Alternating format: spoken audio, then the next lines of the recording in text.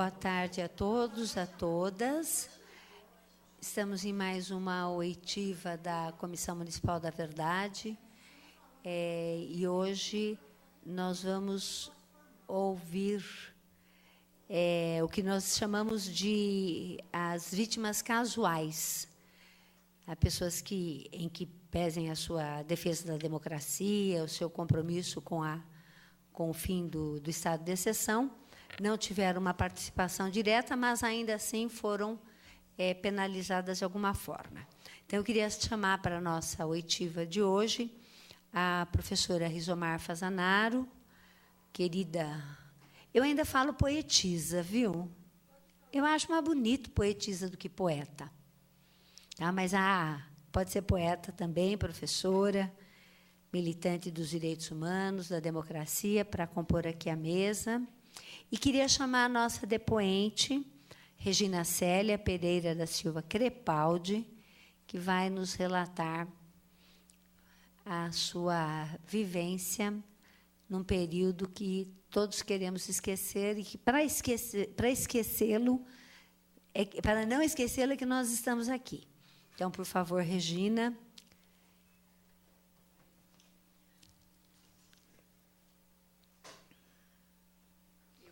Isso. E a Regina?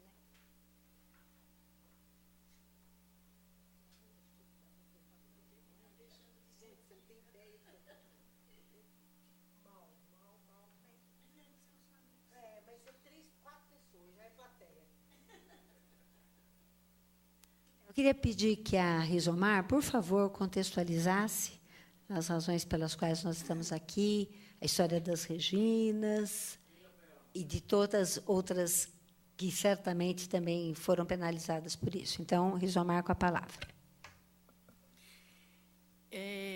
A Regina e eu fizemos parte de um episódio que a gente chama A Noite das Reginas, foi batizada pelo Spinoza.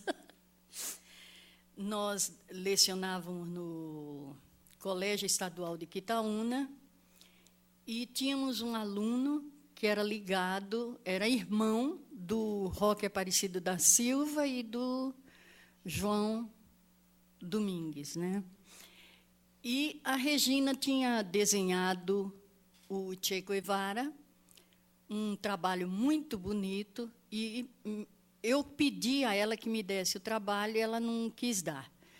Deu para o irmão do Roque e do João. E, por causa disso, ela foi envolvida numa situação desagradável, foi levada até o DOPS depois, né? Eu não vou contar, porque, se eu falar, vai tirar o depoimento dela, né? Agora ela fala. Nós somos amigas desde 67, e, nesse episódio, nós ficamos mais unidas ainda, né? Porque vocês vão ouvir. Contextualizada, então, a situação que nós vamos ouvir o histórico agora, com a palavra a professora Regina Célia Pereira da Silva Crepaldi, uma das Reginas. Bom, eu dava aula com a Rizomar desde 1968, que a gente começou a dar aula no Colégio de Quitaúna. Eu fui até lá porque a minha professora de francês do curso clássico, eu sou de Rancharia, no interior de São Paulo. Eu já fazia muita poesia e muito teatro de protesto naquela época, mas a gente, como morava numa cidade pequena do interior, que Rancharia até hoje não é grande, ela tem 36 mil habitantes, e meus pais eram conhecidos, e, enfim, a gente fazia esse tipo de teatro e nunca teve grandes problemas na cidade, né? Quando houve aquela peça Liberdade do Flávio Rangel, a gente fez uma versão lá em Rancharia, eu estava no 3º colegial. Mas, enfim, eu tratava o assunto da liberdade como uma coisa muito descompromissada, achando que falar de liberdade não teria nenhuma consequência. Aí eu percebi que tinha muito séria. Mas, quando eu fui perceber isso, era muito tarde. Eu não sou política, eu detesto política, eu sou a favor da liberdade, eu sou anarquista com todas as letras, eu não suporto nenhum tipo de autoridade, e eu sou uma pessoa que anda muito direito, porque uma pessoa assim tem que andar muito direito, né? Ela tem que ser muito mais direita do que as demais pessoas, porque, já que ela não aceita, ela tem que ser, dessa forma, muito mais correta. Então, eu cheguei aqui, a gente já ficou amiga de cara, eu com a Rizomar, né? E o Zé também. O Zé foi uma pessoa muito querida para mim, o Zé Domingues. Ele era meu aluno do 6º ano, que é 6º ano agora, na época, acho que era a 5ª série, né, Riso? Segunda série ginasial. Mudou tanto, depois mudou para 5ª, 6ª, 7ª série, agora é 5º, 6º, 7º ano, né? Então, eu já nem sei mais direito. E o Zé era meu aluno. E a dona Carola era a nossa diretora no começo, depois mudou para o professor Fauzi, que, na época da minha prisão, lá do meu depoimento, lá no DOPS, ele era o nosso diretor. Eu morava na Bela Vista, na Rua Maria José 415, no Bexiga. Era um pensionato que era de uma tia minha. E a Rizomar, acho que já contou que a gente foi da estação da Sorocabana até a Rua Maria José, que é no meio da Brigadeiro Luiz Antônio, lá perto, a pé, ela na frente e eu atrás, e ela conversando, as duas idiotas retardadas, porque qualquer pessoa em sã consciência ia perceber que tinha duas antas carregando, uma na frente e outra atrás, né? E eu com a minha bolsa, ela com a bolsa dela, as duas conversando, feito duas idiotas. Olha, é muito engraçado, hoje dá risada, mas na época não foi. Né? Então, eu tenho certeza que eles foram à rancharia, porque meus pais enterraram todos os meus livros na oficina mecânica do meu pai. Recentemente, meu irmão fez uma reforma da oficina. Eu falei para ele que a gente ia desenterrar os livros. Ele falou que meu pai voltaria do túmulo, com certeza, de desespero. Meu pai e minha mãe, de noite, quebraram o piso da oficina mecânica do meu pai e enterraram latas e latas de livro. Nessas alturas, até o Pequeno Príncipe foi enterrado, porque, para poder livrar mesmo de tudo, todos os livros foram para lá. E, antes, eu esqueci de falar que eu tenho alucinação por livros e por ler. Eu sou desenhista, hoje de profissão mesmo. Eu desenho para ilustração didática, de livros didáticos. Eu sou professora de História da Arte do ensino médio, mas o que eu gosto mesmo, além de desenhar, é de ler. E, na época, eu fiquei desesperada, porque todos os meus livros foram para o brejo. Meu pai e minha mãe, por segurança, que eles não sabiam qual que era para queimar, qual que era para esconder, esconderam todos. Então, por via das dúvidas, não ficou nenhum para contar a história. Nessas alturas, foi tudo, foi tudo. Tinha livro assim que eu gostaria de rever de novo. Alguns eu comprei outra vez, mas não contei para meu pai e minha mãe que eu comprei de novo. E alguns estão lá enterrados até hoje. Meu irmão se recusa a desenterrar e diz que meu pai vai voltar do túmulo se desenterrar os livros. Enfim, daí a Rizomar me liga. Não tinha telefone na casa da minha tia, mas tinha um telefone que era da vizinha, e quando a gente queria pegar recado, ia lá. Ela telefonou e falou: Rê, eles acharam o seu desenho que você deu para o Zé Domingues e eles estão atrás de você, eles vão chegar. Aí foi assim como um conto do Júlio Cortázar, uma coisa meio de ficção, assim, aquele conto dele que todo mundo vai invadindo a casa. Eu me sentia meio daquele jeito, parecia que era surreal, que não era de verdade. Enfim, mas aguentei as pontas, né? Não contei nada para minha tia. Eu tinha um noivo na época, que dali 1 ano morreu de câncer, e eu contei para ele. Ele falou: não, a gente espera junto, o que acontecer com você vai acontecer comigo também. E daí a Rizomar falou: eu vou te encontrar na estação Sorocabana e você me espera, mas não fale comigo. E foi o que nós fizemos. Ela desembarcou do trem e Eu olhava assim para ela e ela seguiu. E eu seguindo atrás, né? Aí a gente foi conversando. Ela não sabia. Ela sempre foi perdida numa noite suja. Sempre se perdeu. Ela se perdia em tudo. Então, eu ia na frente, porque eu sou neta de índio, parece que eu tenho um sistema de direção muito, muito aguçado. Não sei o que é que acontece, mas eu não me perco nunca. Então, eu fui na frente e ela atrás. E aí eu falava assim, Riso, quem são eles? Não, Rê, eles vão chegar na sua casa. Eles vão... E foi comentando o que tinha acontecido. Daí é que fui eu saber que era por causa do desenho que eu tinha estado na escola. Eu estava dando aula e acabei dando esse desenho de presente para o Zé. Ainda pus uma dedicatória, que isso eu não esqueço mesmo. Eu escrevi assim, ao Zé, futuro guerrilheiro de amanhã, com um abraço da Regina. E foi o tal do negócio que perigou. Enfim, a Rizomar ia na frente, eu ia na frente, a Rizomar atrás. A gente ainda passou na Liberdade, né, Riso? Passou ali, fomos para a Avenida da Liberdade a gente pegou a Pedro... acho que é... Como é que chama aquela rua? Não sei como é que chama. Acho que é o Humaitá. A gente desceu para ir no meu pensionato, ali na Maria José, 415. Mas aquele desenho, eles me prejudicaram de uma seguinte forma. Aquele desenho, além de ser um trabalho de escola, era um estilo de layout que eu estava fazendo para uma agência de publicidade. Eu não queria ser professora, eu queria trabalhar em agência. E o cara tinha pedido 3 desenhos para fazer um teste comigo. Na verdade, depois desse desgraça que aconteceu comigo, eu mudei o rumo da minha vida. Então, eles também são responsáveis pela mudança de rumo que a minha vida tomou, porque eu nunca quis dar aula. Hoje eu sou uma boa professora, eu adoro o que eu faço, dou aula com carinho, com amor mesmo, eu gosto do que eu faço pra caramba, mas eu gostava mais de ficar com o meu desenho, trabalhar numa agência, na parte de criação, e eu poderia ter tido essa chance, e não tive por causa disso. Porque eu peguei um trauma, fiquei quase 6 meses sem pegar no lápis e no pincel.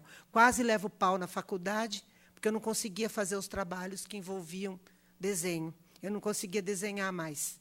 Eu tinha medo que, se eu desenhasse, alguém viria me punir por isso. Então, passei uns 6 meses sem assinar desenho nenhum, sem fazer desenho nenhum. A turma da faculdade que me supria desenhavam para mim, entregavam os trabalhos, porque eles ficavam com pena, porque eu não conseguia, tremia, não saía nada.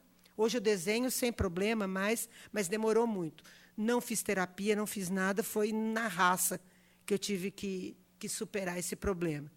Mas, como na minha família a gente é meio guerreiro, todo mundo supera as coisas meio na brutalidade, na raça, que eu sou caipira mesmo, acho que o caipira tem essa força, ou talvez essa doçura, não sei, mas eu superei.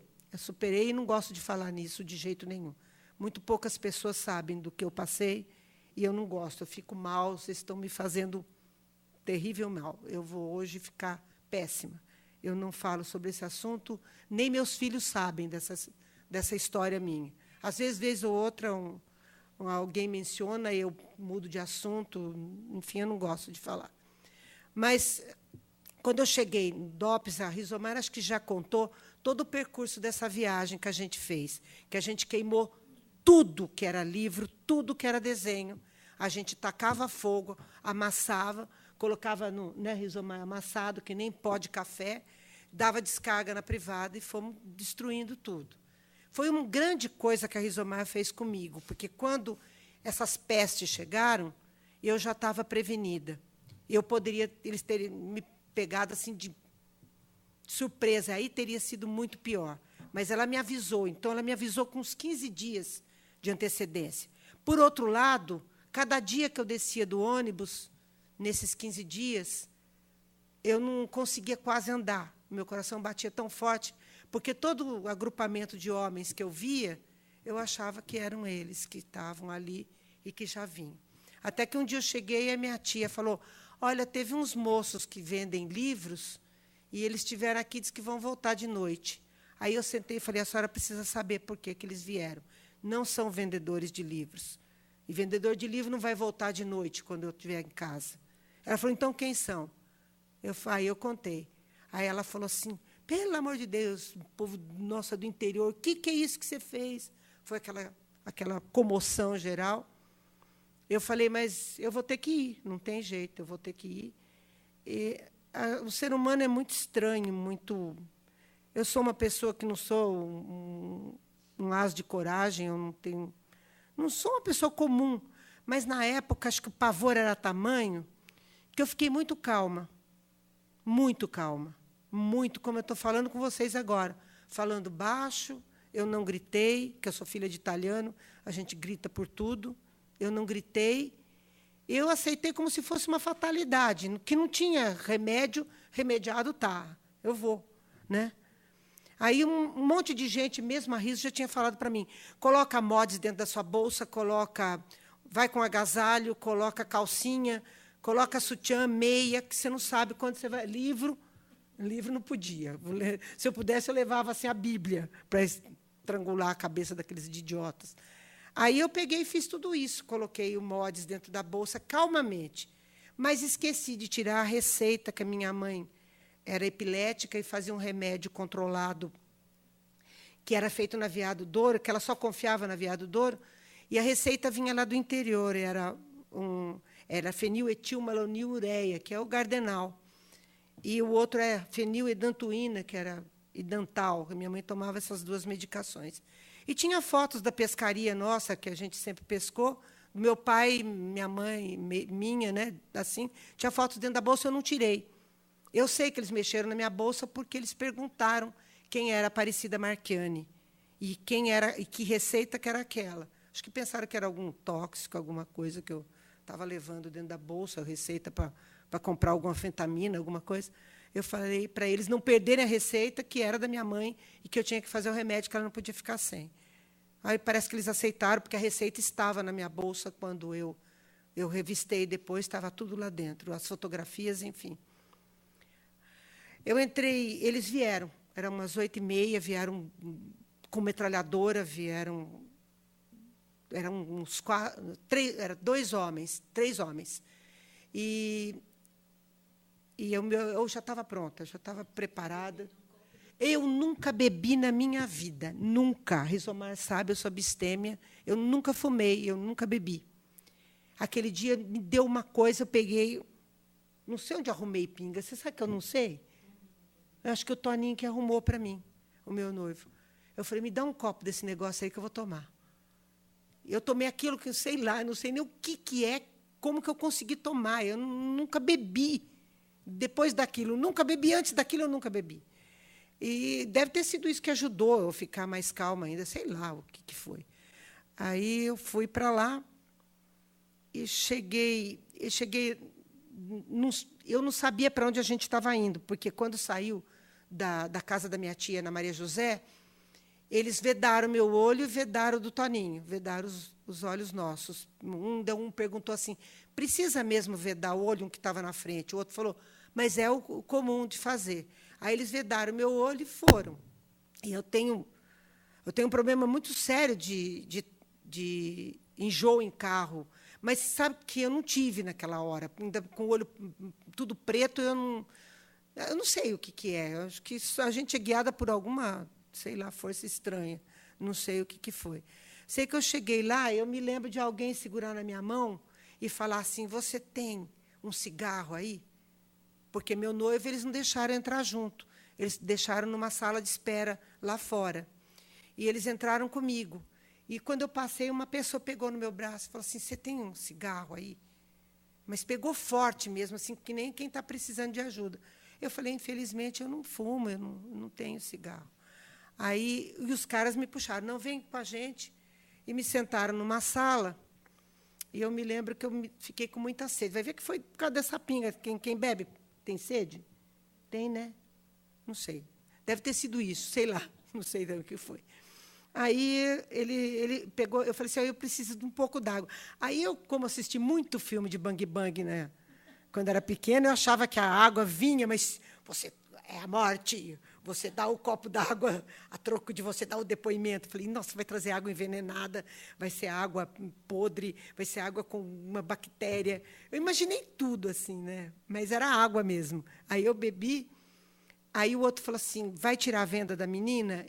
Aí o que me levou falou, não pode tirar a venda da menina.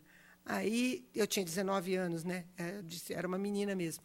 Aí eles pegaram e veio um homem, e eu falei assim, minha bolsa está aí, se vocês quiserem pegar, pode ficar à vontade. Assim, toda macha, né? Porque eu já tinha preparado a bolsa toda, né? Falei, eles vão ficar, né? Não tem mais o que procurar aí dentro dessa bolsa, não tem nada. Mas esqueci a receita da minha mãe, bestamente, lá dentro da bolsa. E eu só me lembro que chegou uma pessoa, deve ter revistado a bolsa, e falou assim para mim, quem é a Aparecida Marchiani? Eu falei, é minha mãe, e o que o senhor deve estar vendo aí na sua mão é uma receita de feniledentuína e feniletilmaloniureia, que são medicamentos que ela usa, que a gente manda manipular no Veado Douro. O senhor, por favor, não perca a receita, porque eu não tenho outra para fazer o remédio. Eu só me lembro exatamente disso, de mais nada. Não adianta vocês perguntarem, eu passei um branco na minha memória, eu não lembro de nada. Eu só lembro, no final, quando eles tiraram a venda, e o homem disse para mim, o que tinha me levado, menina, você nasceu de novo, porque a pessoa que fez o depoimento para você foi o homem mais humano que tem aqui dentro do DOPS. E aí me levaram para casa. Eu e meu noivo, eu passei, peguei ele, me levaram para casa. Eu achava que a hora que eu descia do carro, eles iam me metralhar. Falei, eles não fizeram nada, vão fazer agora. E eu fui para casa e eu, sempre que via agrupamentos de pessoas num ponto de ônibus, 3 ou 4 homens, eu descia no outro ponto e vinha por trás. A sorte que a bexiga é cheia de ruazinha, né? Eu cortava os caminhos e ia para meu pensionato por outro caminho. Nunca mais me procuraram. Mais tarde, ali uns 3 meses mais tarde, um melhor amigo meu na faculdade, chamava Euclides, eu estava em Rancharia, ele apareceu lá. E meu pai, quando viu esse menino lá, meu pai falou, mas o que o teu colega está fazendo aqui? Aí eu falei, eu também não sei. Aí meu pai ficou apavorado com a minha mãe, e aí ele falou, o Euclides falou assim para mim, Rê, eu estou indo embora para o Uruguai. Eu não devia nada. A partir de agora, se você souber de mim, eu devo. A partir de hoje. Eu sei que o Euclides, a mãe, morreu de câncer, ele não pôde voltar, ele era de Araçatuba, ele não pôde voltar, não sei que fim que ele levou. Meu pai catou ele correndo de carro, colocou na estação do trem, comprou a passagem e mandou ele embora, porque meu pai achava que isso poderia me comprometer. E é tudo que eu sei. Eu não sei de nada o que eu falei. Eu devo ter falado coisas muito engraçadas, porque eu me lembro de risadas. Só lembro de risada deles rindo. Eu devo ter falado um monte de merda, né? Com certeza. Desculpa aí, está gravando. Eu devo ter falado umas coisas muito engraçadas, porém eu não sei o que é. Não sei mesmo. Só se fizer uma regressão, talvez eu me lembre. Não lembro de nada. Eu tenho esse péssimo costume de as coisas muito traumáticas da minha vida, eu passo um branco, que nem um apagador, e toco a vida para frente. É isso aí, a minha história. Muito bem, muito obrigada. Não sei se... Alguém quer fazer alguma pergunta? Sobre o que eu falei para eles, eu não sei. Realmente não sei. Eu queria... Rizomar, quer falar? Não? Eu queria fazer... É assim, quando a Rizomar te procura, com uns 15 dias de antecedência, segundo o que eu entendi, a Rizomar diz, viram o desenho que você deu para o Zé, e eles vão atrás de você. Então, acho que agora é mais para a Rizomar, ou para ambas, né? Então, havia um momento, e foi em 68, né, que você mencionou. Então, como é que é esse eles? Né? Quer dizer, como é que esses eles apareciam na escola? Como é que esses eles apareciam assim? Na escola, eu me lembro deles aparecerem em sala de aula, não esses daí. Mas eu me lembro de muitas vezes na minha faculdade, eu sou da FAAP, aparecia gente assistindo aula, mas isso aconteceu com todo mundo, que a gente não sabia direito de onde tinha vindo aquelas pessoas. Não era estudante e também a gente não sabia de onde era. A minha era pouco assim, era muito mais de elite, né? Eu estudei com bolsa na FAAP, só tinha gente rica eles não iam muito para o lado de lá, porque eles iam muito na USP.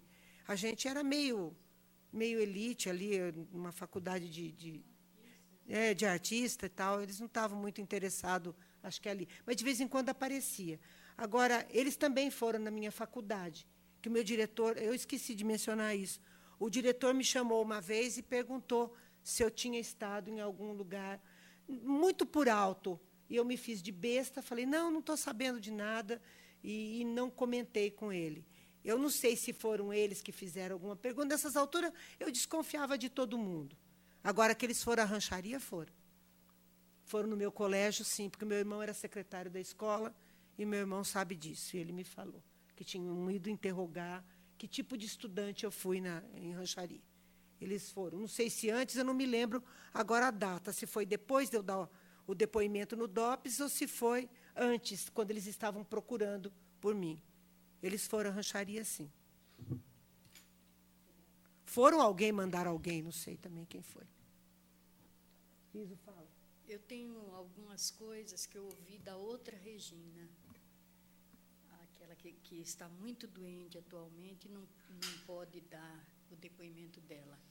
Ela me lembrou, é engraçada essa coisa de a gente esquecer. Eu esqueci muita coisa, não lembro quase nada. Naquela noite faltava luz em toda a região. E aí que eu me lembrei que realmente que nós ficamos presos na sala dos professores porque não havia aula. E o diretor era muito desagradável, era uma pessoa muito repressora, o Fauzi. Ele nos fez ficar lá, mesmo sem luz, todos os alunos já tinham ido embora, e ele nos fez ficar lá dentro da sala. E ela me contou que, quando foi levada, porque ela assinou o ponto, não dava para negar que ela estava na escola, né? E o nome dela era Célia Regina. Então, eles acharam que talvez fosse ela e estávamos querendo esconder. Ela disse que, quando entrou na perua em que estavam os agentes do DOPS, havia um rapaz sentado no banco de trás do motorista, né? E que um deles mandou que ele fosse lá para trás. Ela disse que achava até que era o porta-malas.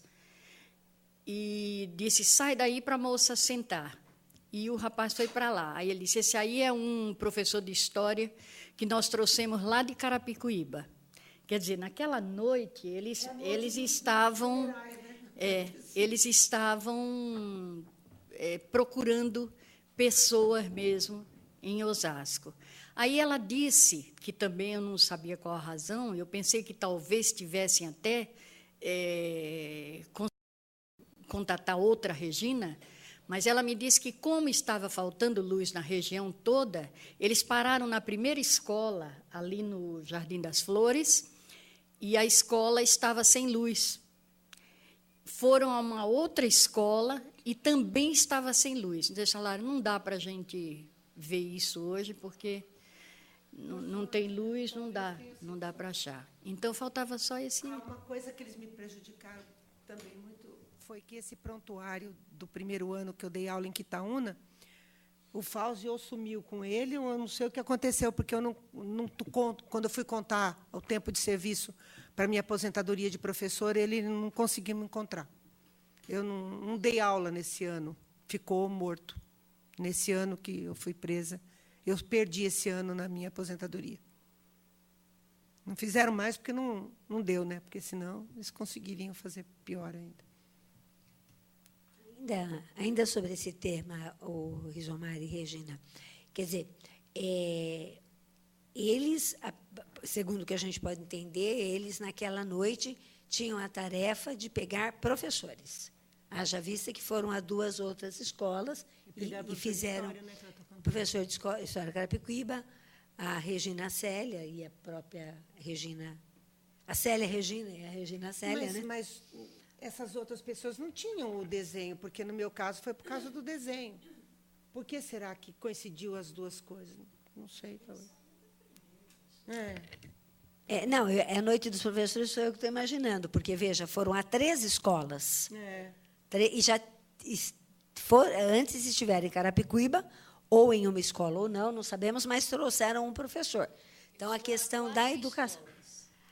Em Osasco, há 4 escolas. Não, 3 em Osasco. E, possivelmente, a de Carapicuíba. Isso. É o que nossa... Oi?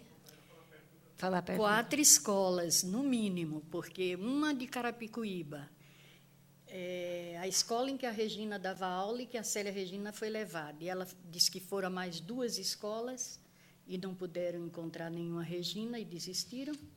Né? Eles comeram meu prontuário aquele dia? Eles comeram? Lembra que você falou que você comeu um endereço, não foi? Sim.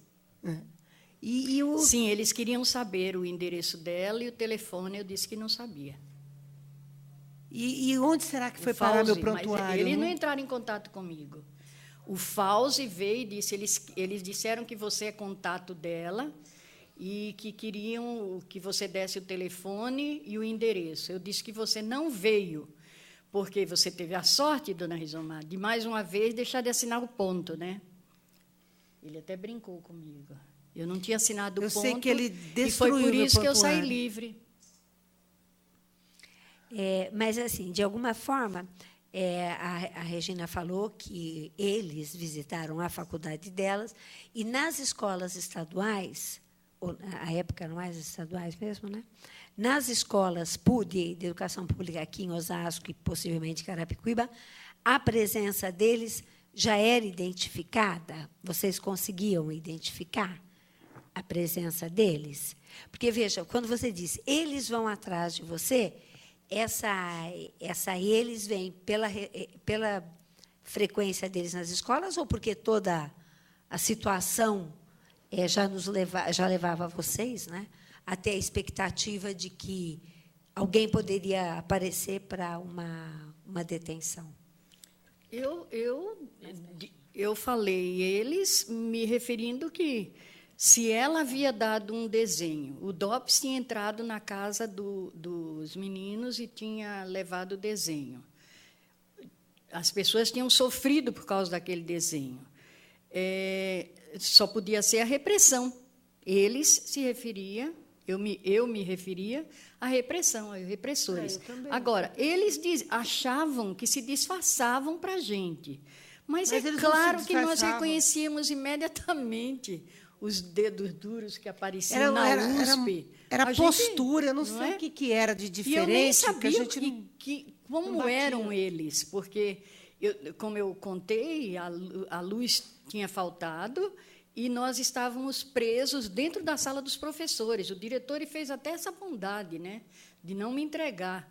Nos deixou lá e ele que entrou em contato com o DOPS. Eu não vi ninguém do DOPS. E depois, agora, recentemente, a Regina, como ela não pode digitar e não pode vir para cá, que ela está muito doente, fazendo hemodiálise, está quase cega, está com artrite reumatoide, um monte de problema de saúde, nós combinamos. Ela ligou para mim e contou tudo o que aconteceu, a parte que eu não sabia, que é essa, né? Que ela lembrou da falta de luz e tudo. Eu digitei com letras enormes, mandei para ela e pedi a ela que ela lesse, visse se havia alguma incorreção, o que houvesse de incorreção, ela corrigisse e me devolvesse. O Riso, ela foi mesmo no carro com eles? Ela foi contou? Com eles. Eles rodaram as escolas procurando você. Que absurdo, gente.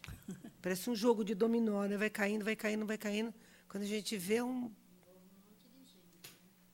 Mais uma questão, Regina.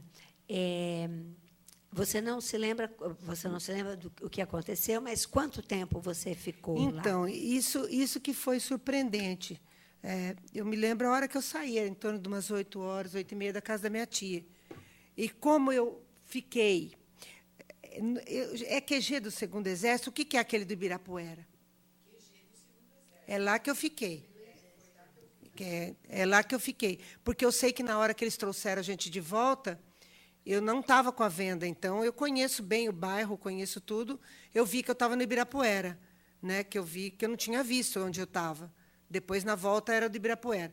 Ali da Brigadeiro Luiz Antônio é muito perto, dá 20 minutos de carro. E eu cheguei em casa por volta da 1h da manhã.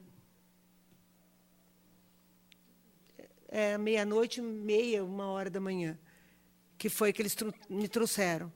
E que eu fui para a casa da minha tia. Então, entre eu ir das 8 até as 8h30, provavelmente, até umas 9h, eles começaram o depoimento, e eu devo ter durado 3 horas esse depoimento, mas eu não lembro de nada, gente.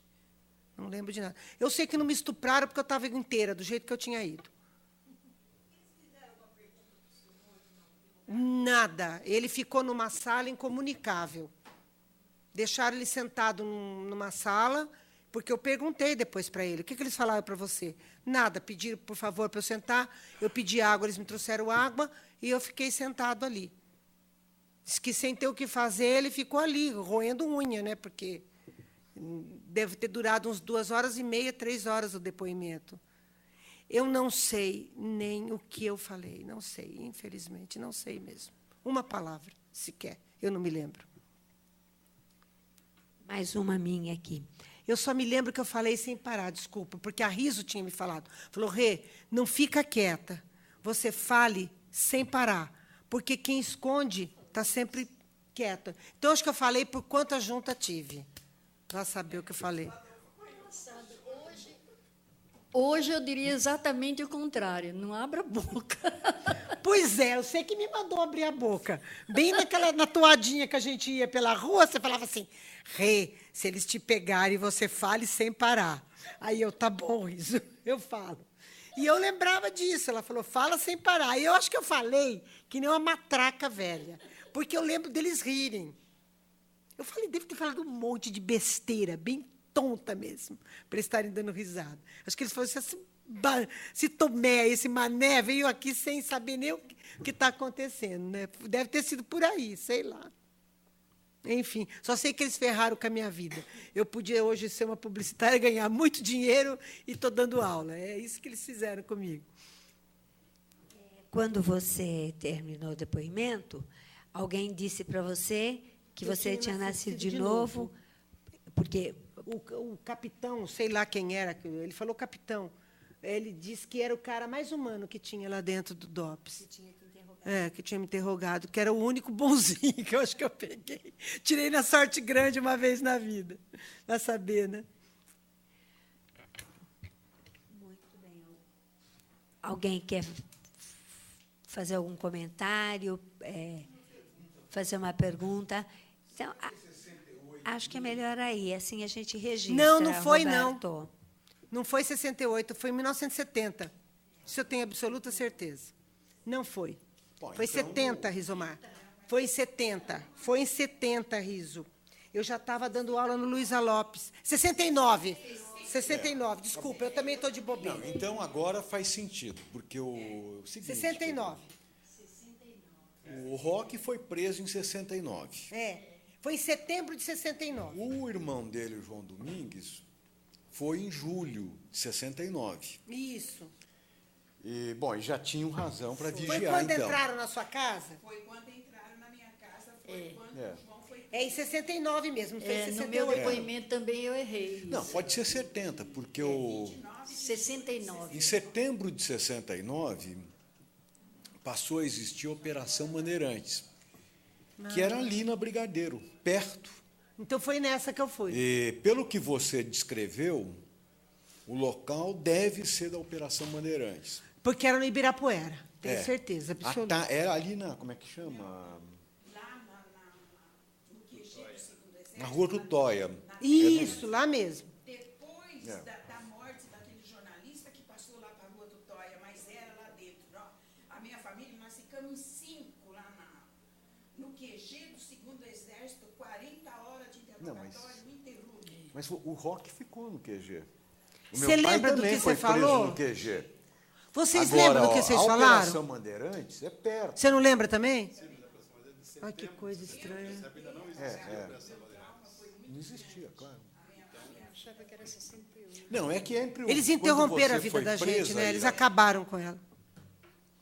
É que quando você foi presa e a Regina foi Foi um presa, mês, praticamente. aí passou a existir a Operação Bandeirantes. Quem tinha essa prática de vendar os olhos era a Operação Bandeirantes. Ah, então, porque eles que eles já vendaram. eram mesmo. mais profissionais. Ao contrário do quartel. No Ah, quartel, então nem tá. o pessoal que foi preso de Itapecerica foi vendado. Entendi como é que é a história. Já é uma coisa que acontece no... Porque eles 69, vedaram, logo que 70. saíram da casa da minha tia, vedaram. Tanto que eu não sabia que lugar que era. É. Agora, eu acho que seria legal também se vocês pudessem contar um pouco melhor. Quer dizer, você falou que levou 15 dias. Eu a acho que Rizomar foi te avisou. não foi imediatamente, não. Deu tempo até para a gente queimar os livros que a gente queimou naquele dia que ela chegou. Depois eu fui me preparando devagarinho. Acho que talvez tenha sido por isso que eu fiquei muito calma quando a minha tia falou que aqueles vendedores de livros tinham estado lá e iam voltar de noite. Você estava preparada. Eu já estava preparada. Eu já tinha telefonado para a minha família, eles tinham queimado os livros. Já tinha todo mundo, mais ou menos, estava...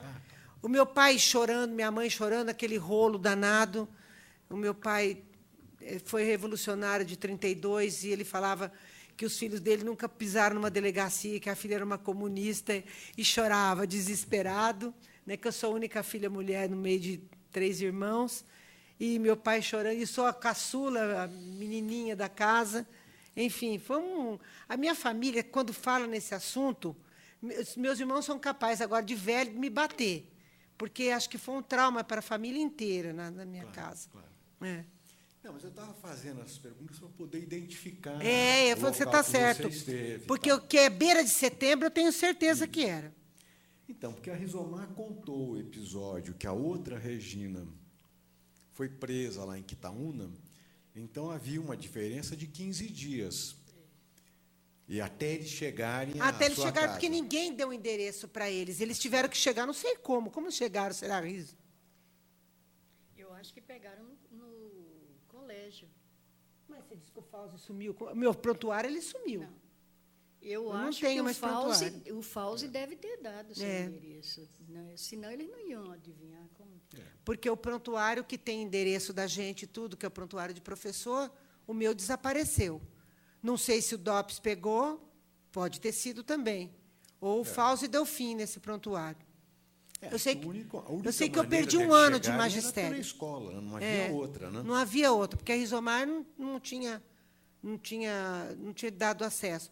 Quando a Riso soube e telefonou para mim, dali deu uns 15 dias mesmo, não deu mais que isso, não. Umas 2 semanas, mais ou menos. Eu acho que eles foram indo pelas beiradas. Provavelmente o Fauzi, na primeira vez, não deu o endereço. Eles tiveram que voltar, insistiram. Certamente que teve uma hora que a insistência deles deve ter surtido efeito e ele deu. Eu penso que eles devem ter insistido na procura às outras Reginas. Não conseguiram localizar. Então, viram, é essa mesa, vamos Você lembra investir como nessa. você assinou a dedicatória? Foi Claro. só Regina Célia, sem sobrenome. Só Regina. Só Regina. Só Regina. Só Regina. Com certeza, isso eu tenho absoluta. Era a Regina E só. foi muito do bem feito, porque ela tinha prometido o desenho pra Ela mim. fala até hoje que é muito do bem feito, que o desenho era para ela e eu tinha dado para o Zé. O Zé, toda vez que, de vez em quando, acho que vocês não sabem, ele telefonava de lá da Suécia e ele pedia perdão para mim. Eu falava, Zé, já passou, não fica mais preocupado com isso. Você me perdoa? Eu falei, perdoei, já passou. Não tem, mas já passou. Eu ficava morrendo de dó dele telefonar para mim e pedir perdão, porque, na cabeça dele, foi por causa do desenho, né? Mas também quem mandou eu dedicar com o futuro guerrilheiro de amanhã? Essa é muito tonta mesmo. Aliás, é uma característica minha, eu sou tonta, totalmente retardada. Só falta... né? Agora, você falou que a outra Regina, Rizomar, te Sim. contou, né? Detalhe um pouco o que aconteceu nessa noite. Nessa noite, agora juntando o que eu me lembro com o que a outra Regina contou, faltou luz na escola. O diretor, depois de uma meia hora, dispensou todos os alunos. Nós queríamos ir embora, mas ele não nos deixou ir. Ficamos ali presos. Eu me lembro de um professor de educação artística, muito gozador, que ele tinha o Ângelo. Nossa. Ângelo Raimundo Cavalheiro. Hoje ele tem uma escola lá em Ilhabela, Escola São João. Ele tinha pertencido à UNE, tinha um dos cargos da UNE, e tinha um monte de papel, de apostila, de coisa. Ele abriu o armário e disse, eu estou ferrado. Pegava os papéis e rasgava, picava. Sabe? Eu acho que a gente acendeu vela, alguma coisa. O Ângelo era do tipo que acendia até vela mesmo. Porque eu me lembro disso, dele rasgando muitos papéis, botava umas coisas na boca, assim como quem engolir, levando tudo na brincadeira. Aí, depois o Fausto entrou outra vez, ele entrou uma vez para chamar a Regina Célia. Aliás, a Célia Regina. Aí a Célia Regina foi com ele e sumiu, né? Coitada dessa moça. Aí o Fausto voltou lá e disse para a gente, o DOPS levou a Célia Regina, ela era professora de matemática. E nós queríamos saber para onde, ele disse. Eu perguntei para eles falaram que não iam falar, não iam dizer para onde levavam. Aí disse, eles queriam levar você também, Rizomar. Mas eu disse que você havia faltado porque você, mais uma vez, deixou de assinar o ponto, né? O livro do ponto estava em branco na sua assinatura. Bom, aí a Regina me contou, a Célia Regina, que chegou lá no pátio onde todos os carros dos professores estacionavam e, quando chegou lá, um deles mandou que um rapaz saísse, fosse para a parte de trás da perua, para ela sentar. E ele disse, esse aí é professor de história, nós pegamos ele lá no... Não sei se o termo foi pegamos ou se trouxemos, da escola lá de Carapicuíba. Bom, aí a Célia Regina disse que foi conversando com eles, aí disse, de onde vocês são? Eles falaram, nós somos do DOPS. Ela falou, meu pai tem um amigo lá, é fulano de tal. Ela disse, olha, eu estava tão à vontade, tão me sentindo num ambiente amigo, que eu não tive um pingo de medo. Ainda falei um monte, fez que nem você. Fui conversando com eles, como se eles fossem meus amigos. Aí eles foram até a escola do Jardim das Flores e chegaram lá, e vamos ver se a Regina está aqui, né, dá aula aqui, se tem alguma Regina que dê aula aqui. Mas a escola estava toda no escuro. Eles saíram de lá e foram a outra escola. Eu não me lembro exatamente, mas eu posso perguntar para a Regina onde era a outra escola, se foi do 18, eu não sei. Foi uma outra escola. Eu sei que eles foram a 2 escolas mais. Aí viram que não havia possibilidade de encontrar a Regina, né? Foram embora. Levaram ela de volta para a escola. E ela disse que a única pessoa que esperou por ela foi o Ângelo. Só estava o Ângelo, esse que brincalhão, que ficou rasgando as coisas, ele estava lá e foi ele que foi com ela para casa. Eu acho que foi isso. Depois na escola? Devolveram na escola. Eu pensei que ela também tivesse se ferrado. Não, ela não chegou aí, não. Porque acho que Dentro, quando viram que era outro tipo de Regina, né? dentro da perua, eles perguntaram, então você desenha, né? Aí ela disse, não, eu não desenho, eu sou professora de matemática. Aí disse, mas quem dá aula de matemática, dá aula de geometria e desenha também? Ela disse, não, eu não desenho nada. Quem desenha é a Regina Célia. Eu sou Célia Regina. Acho que foi essa a conversa.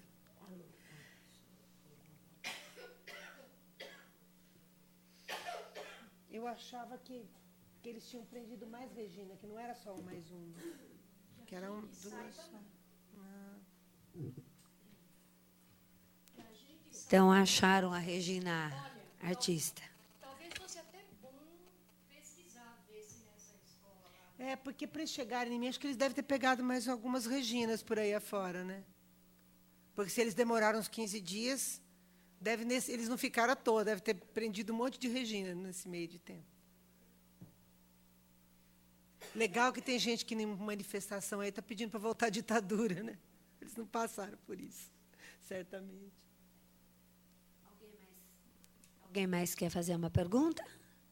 Colocação, reflexão, constituir um quadro mais completo? Não? Bem, todos os depoimentos da Comissão da Verdade estão disponíveis na página da Câmara Municipal, que é o www.osasco.sp.leg.br. Pode deixar. .leg.br, né? Faz parte dos propósitos da Comissão da Verdade, continuar ainda com os depoimentos, dando a palavra para todos que, de uma maneira ou de outra, foram afetados no período de exceção da ditadura, de fato, né? E também a expectativa de que esse material seja reproduzido tanto através dos próprios depoimentos como através de algum registro escrito para que Osasco dê conta, pelo menos em parte, do débito que tem com a história, né? E a semana que vem nós vamos ter mais 2 depoimentos, né? De um companheiro diretamente envolvido no período, que é o Laurindo, mas também de 2 pessoas que também seriam as vítimas casuais. E um deles também pela questão de nome. Também pela questão de nome, né?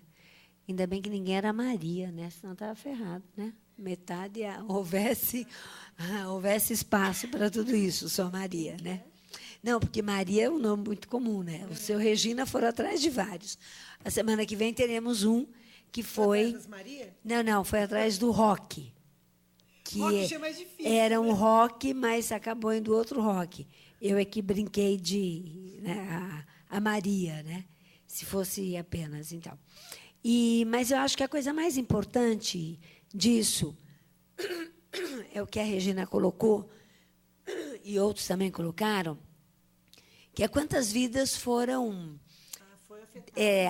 afetadas, foram desviadas de um ritmo que estava sendo construído pelas famílias, pelas pessoas, né, pelos estudos, por conta desse período tão malévolo, né, tão cruel, tão malévolo, né?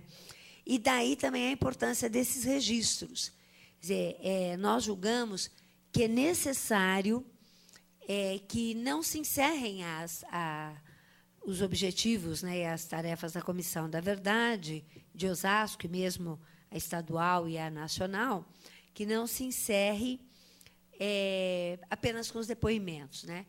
Acho que essa semana que vem nós vamos ter o lançamento de um livro, o Roberto Espinosa pode falar um pouquinho disso, e também temos a pretensão, vamos buscar todos os meios, inclusive aceitando todas as colaborações possíveis, para a redação de um livro com os registros, as indicações de onde conseguir os vídeos, mas também de uma literatura para a juventude, para as crianças. Porque, quando a Regina Célia diz "e há quem levante a bandeira da volta do militarismo", escrito em português, alemão e inglês, inclusive, né?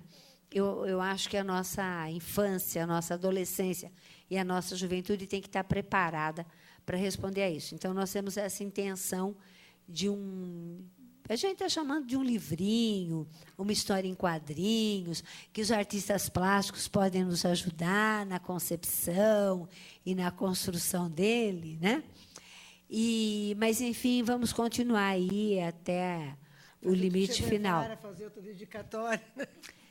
Pois é, mas são histórias, né? Que é o que você falou. Agora é engraçado. As duas, uma atrás da outra, andando. Mas veja assim, o medo, a ansiedade. Só duas piscianas. Os pais enterrando livros, tá? Os irmãos sem saber o que faz. Isso eu conheço um bocadinho, porque quando caiu a única vítima do 477 na Universidade de São Paulo, que era um companheiro chamado Armando, eu militava à época. A orientação era queimem tudo. E eu liguei para minha mãe. A minha mãe ficou também, no meio da noite, fazendo fogueirinha com todos os documentos que estavam embaixo do meu colchão. Tá? E, bom, também ficou tão traumatizada que uma vez nós fomos viajar para o exterior e alguém escreveu no banheiro bomb on board. E nós fomos obrigados a parar, e 300 passageiros.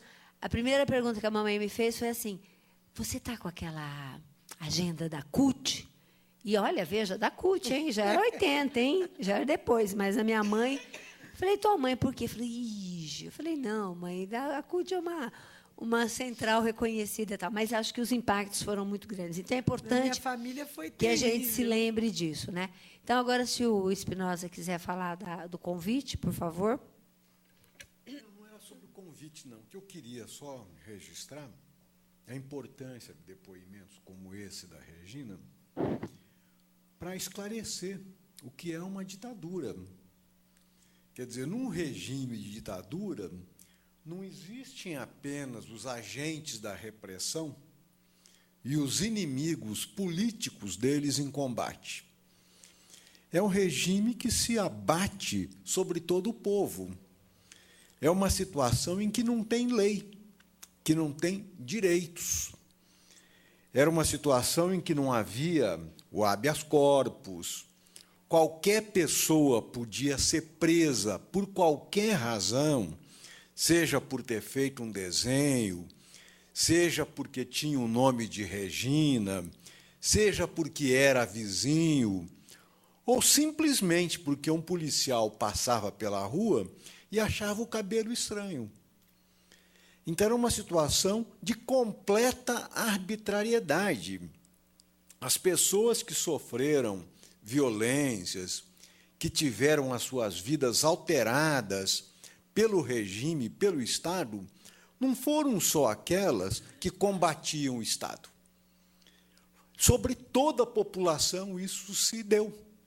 Isso aconteceu, por exemplo, com meu pai, que era meu pai, tá certo? Estava em casa dormindo, de repente teve a casa invadida, metralhadora cercando por todos os lados, enfiado dentro de um carro e foi levado, porque era meu pai. Ou seja, a polícia agiu como agem hoje os sequestradores.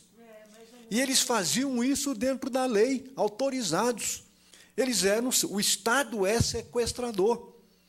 E sequestrou para quê? Qual era o preço que eles queriam? Levaram meu pai para que eu me entregasse. E essa era a recompensa que eles queriam.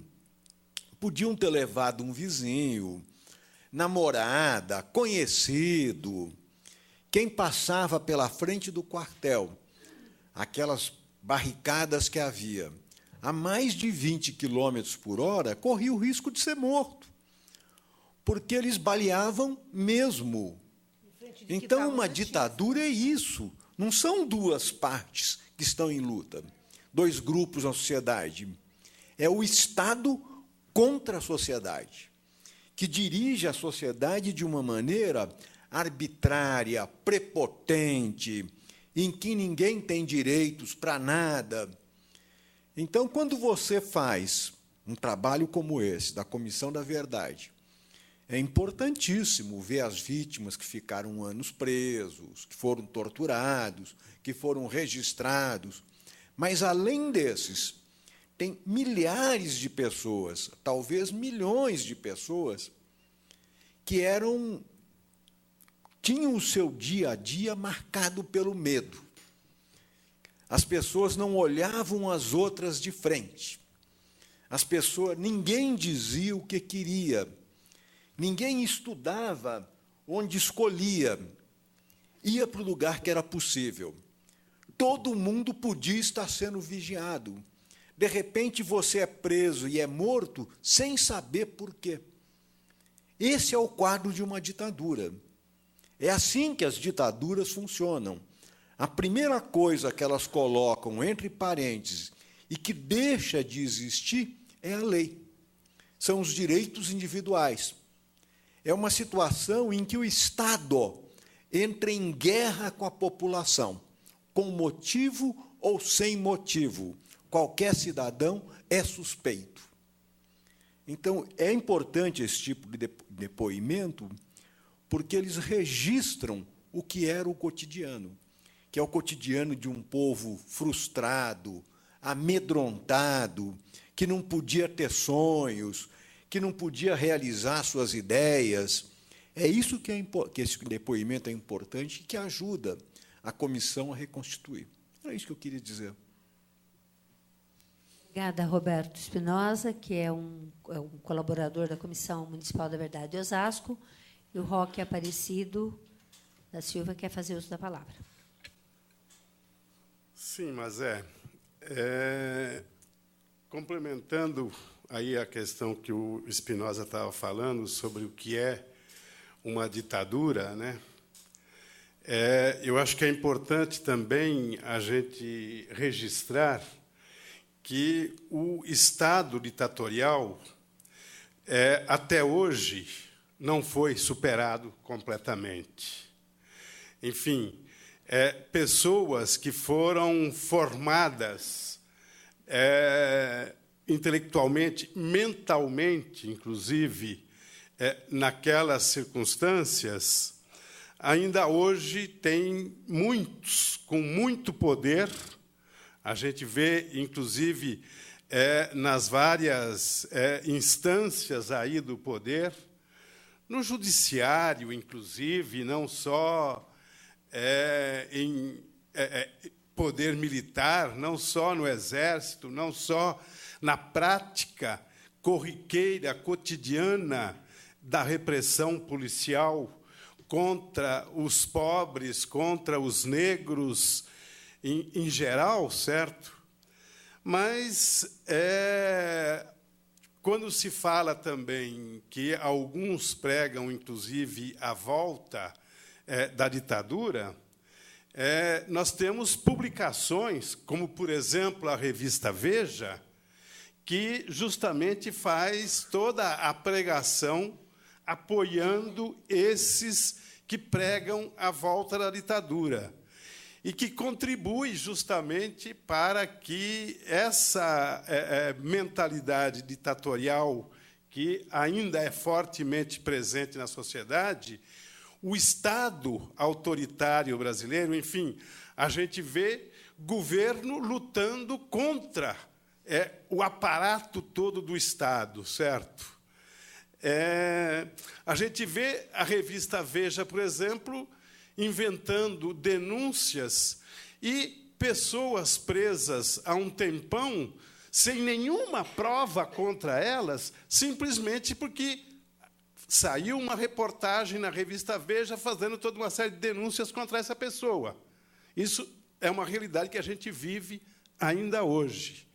Então, esse trabalho de recuperação dessa memória me parece realmente fundamental para que a gente possa tomar consciência de tudo isso e possa ter mais clareza também de como, efetivamente, buscar a superar todas as heranças que estão aí presentes na nossa sociedade. E, Regina, eu queria fazer uma pergunta que mais de caráter afetivo, aí, certo? Enfim, queria que você falasse um pouco mais sobre a sua relação com o meu irmão Zezinho. por que Ele era um que menino muito criativo. por que você, como que ele se comportava em sala de aula? Por que você fez a dedicatória O Guerrilheiro do Futuro? Enfim, um Olha, pouquinho sobre A ele. história Então, do guerrilheiro foi justamente porque o Che Guevara era guerrilheiro na época, né? Mas o Zé era muito presente, era muito criativo, uma pessoa que eu gostava demais de conversar. Até hoje eu tenho meus alunos queridos. Eu acho que eu nasci mesmo para ensinar. Depois de muitos anos, eu acabei me dando conta que eu nasci para ser professora mesmo.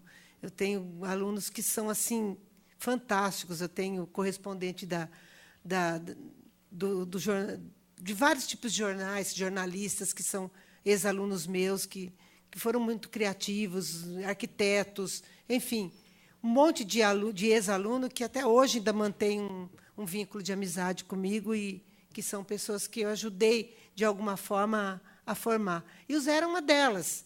Eu tinha muito carinho por ele, muito mesmo. A gente batia... Eu era pouco mais velha que ele, então eu não era bem uma professora, né? Era uma molecota que estava dando aula. Eu tinha também... Não estava nem no segundo ano de faculdade ainda, estava no primeiro, né? Ia para o segundo em 1969, eu estava no segundo já. Mas, quando eu comecei a dar aula em Quitaúna, eu estava no primeiro ano de faculdade. Então, eu era muito assim, moleca ainda, e a gente fazia muita farra junto, ria muito, brincava muito. Enfim, o Zé era uma pessoa assim. E depois eu nunca me esqueço, uma vez que ele foi com a Rizomar, que ele já estava na Suécia, que ele voltou e ele foi lá em casa almoçar. Eu convidei os dois para almoçar, ele com a Riso. E eu, falando do rei da Suécia, ele falou que conhecia, que viu o rei no supermercado. Eu falei, o rei estava no supermercado? Eu nunca vou esquecer disso. Mas o rei não tem escolta. Não, não precisa. Puta merda. Esse é o país do futuro mesmo, né? Uma pessoa que falou disso, eu nunca esqueço disso. E os cartões que a gente trocava, sempre com muito carinho. Eu tinha muito carinho pelo seu irmão, muito mesmo. E assim, era uma relação de amizade mesmo. Eu dei como um colega faz um trabalho de escola bem feito e resolve presentear o outro, né? A intenção era essa mesmo. Eu nunca na minha vida imaginei onde iria parar esse desenho, ou se ele tinha qualquer tipo de compromisso. E o Che Guevara era um homem lindo aqui entre nós, lindo, maravilhoso. Eu escolhi ele para desenhar porque ele era muito bonito, né? Eu escolhi por causa disso. E, na época, a gente escolhia um ídolo da atualidade para fazer o layout e fazer o desenho da arte final. E eu escolhi, porque ele era um rosto, era aquela foto famosa dele, que até hoje vive por aí. Falei, puta, agora até todo mundo tem na camiseta. Eu fui o bode expiatório que não podia desenhar o homem, né? Eu tinha tudo dele, eu colecionava tudo que era dele. Né, Riso, que a gente queimou. Né, eu tinha reportagens enormes de revistas italianas que eu fui catalogando, eu tinha pastas que foram queimadas sobre a vida dele. Talvez agora pudesse até, né, ter um material assim bem legal a respeito. Ele era uma personagem mesmo marcante, interessante da história. Esse Diário de Motocicleta, alguém já assistiu? É uma beleza de filme, muito bonito. Quem não assistiu, né? Mas tem gente que não... Harry Potter vocês não assistiram, eu assisti. Eu tenho todos e já li umas 20 vezes. E O Senhor dos Anéis também, e O Hobbit. Quer dizer, quem lê qualquer coisa, né? Que parece até bula de remédio. Quando não tem livro, fica desesperado mesmo. Eu leio tudo que aparece pela frente, tudo mesmo. Tudo. É impressionante. Sou que nem o bode Francisco Orellana, porque um dos meus ídolos também é o meu Mano Enfio, meu querido, maravilhoso, irmão de coração, é o Mano Enfio. Então, tudo que o Enfio escrevia, e o bode Francisco Orellana sou eu, como livro. O meu marido falou que eu não leio. Você come, não tem quem sustente você de livro. Você come, vai comendo. Eu não quero dormir, porque dormir é muito perda de tempo. Estava comentando hoje com a Riso. Eu durmo muito pouco, então a noite rende bastante para mim. Mas eu lavo roupa, faço um monte de coisa. Alguma questão mais? Eu acho bom, então, estamos caminhando para os finalmente. E só para dizer o momento que nós estamos vivendo e todas as as ameaças que pesam sobre nós, eu queria relatar que, na sexta-feira, eu me surpreendi, como dizia a nossa querida amiga Jane Bochan, eu me indignei, quando eu vi uma Towner, né, aquelas piruinhas, com uma que passa a leitura de LED, tá, se manifestando contra o governo, contra o resultado das eleições do ano passado, e, ao final, colocando pelo retorno dos militares. No Rio de Janeiro isso foi tudo sobre passando uma Towner, uma piruinha, com aquelas que passa mensagens de LED, que vai passando a letrinha, vai passando assim. Eu parei no farol, estava na minha frente, e eu li a mesma coisa naquele 1, 2 minutos, no máximo 3 minutos que o farol ficou preso, umas 5 vezes. Mas, assim, é quase dizer, né? Desculpe, eles não sabem o que eles falam, né? Então, por isso a importância da gente divulgar isso, porque muitos de nós sabemos por termos vivido, tá? Muitos de nós sabemos por termos acompanhado, e muitos de nós sabemos porque nós sabemos que ainda não construímos a sociedade necessária e dos quais todos os homens e mulheres merecemos. Então, acho que eu queria agradecer. O lançamento do livro. Que livro? Então, por favor.